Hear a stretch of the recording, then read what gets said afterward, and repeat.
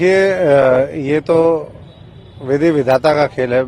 जब ऊपर वाला मेरे को राजनीति में लेके आया तो मैं तो कोई राजनीतिक पारिवारिक पृष्ठभूमि का नहीं था। हम तो ये देख करके आए थे कि लोग परेशान रहते हैं देश में, आज भी नरकीय जीवन जीने पे मजबूर हैं। उनके पास ना गली है ना नाली है, एक ही कमरे में 10-10 लोग रहते हैं, वहीं टॉयलेट है, वहीं किचन है। किसान को उसकी फसल का उचित मूल्य नहीं मिलता, मजदूर को उसके हाथ का काम नहीं मिलता। तो इन चीजों को देख करके राजनीति में आज से 3 दशक पहले मैं आया, तो ये सोच के तो नहीं आया था कि हमें क्या मिलना है क्या नहीं है।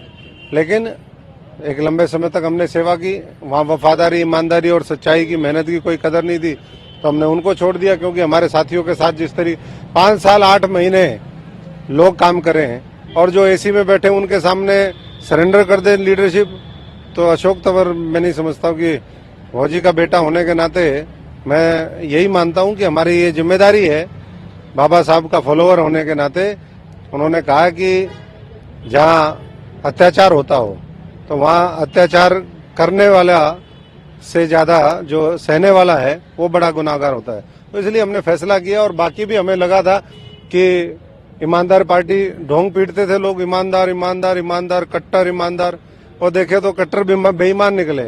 उन्होंने मुखौटे पहने हुए हैं, उनके मुखौटे उधेड़ने का काम जनता भी करेगी और हम भी करेंगे। प्राण प्रतिष्ठान का विरोध भी कर रहे हैं वो लोग कहीं न कहीं। बिल्कुल, मैं आपको कहना चाहूंगा, जिन्होंने गंदे कांड किए वो कह रहे सुंदर कांड करेंगे। गंदे कांड के बाद सुंदर कांड का अधिकार किसने दिया उनको? मुंह में राम और बगल में छुरी। पूरे दिल्ली खत्म कर दी, पूरी दिल्ली लूट के खा गए। अभी और दूसरे प्रदेशों की तरफ है, हरियाणा को उसके हक का पानी नहीं देते। आगे कहते हैं कि हरियाणा और इसको जो है एक ही बना देंगे, पंजाब को और सबको। अरे भाई, हरियाणा के लोगों का अपना वो है। आज 66 के बाद 57-58 साल से हम लोग संघर्ष कर रहे हैं आने वाले समय में इन चीजों के लिए। तो ऐसी जहां सोच हो, और उसके लिए कहते चुप रहो, बोलेगा नहीं कोई भी।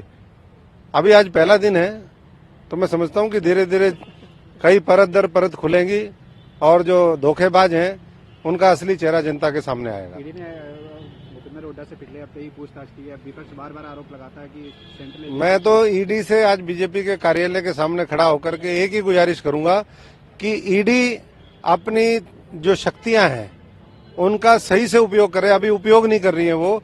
10-10 साल से जिन लोगों ने भ्रष्टाचार किए हैं, लाखों करोड़ के भ्रष्टाचार किए हैं, हरियाणा के अंदर 72,000 एकड़ जमीनों के घोटाले किए हैं, 10 साल में वो जेल में क्यों नहीं गए?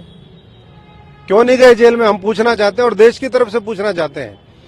और जल्दी जल्दी इनको नोटिस दें, कार्रवाई पूरी करें और 2024 से पहले देश देखना चाहते हैं कि ये सब लोग जेल के अंदर सलाखों के पीछे हों और भ्रष्टाचार से देश मुक्ति पाए।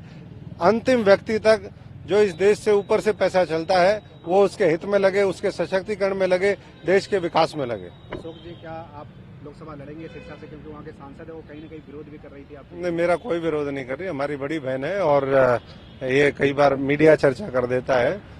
ये फैसला पार्टी का है कि वो लड़ाएगी भी नहीं लड़ाएगी। चुनाव लड़ना होता तो मैं जब 2014 का लोकसभा हारा तो मैं पार्टी का प्रदेश अध्यक्ष था। मेरे को सबने कहा कि विधानसभा लड़ो, मैंने कहा नहीं, मैं तो उनके लिए लड़ाई लड़ूंगा जो संघर्षशील साथी हैं। 2019 में फिर मेरे को फिर कहा गया कि आप चुनाव लड़ो, तो मैं चुनाव का वो नहीं हूँ कि बस चुनाव ही लड़ना है। हमारा ये है कि काम करें, काम करने का मौका मिले और इस देश में योग्यता के आधार पर हर व्यक्ति उसकी जो सोशो इकोनॉमिक जो भी स्थिति है उसको आज उठाने के लिए जो प्रयास चल रहे हैं केंद्र की सरकार की तरफ से, एनडीए और नरेंद्र मोदी जी की तरफ से, वो उन तक ला पाए।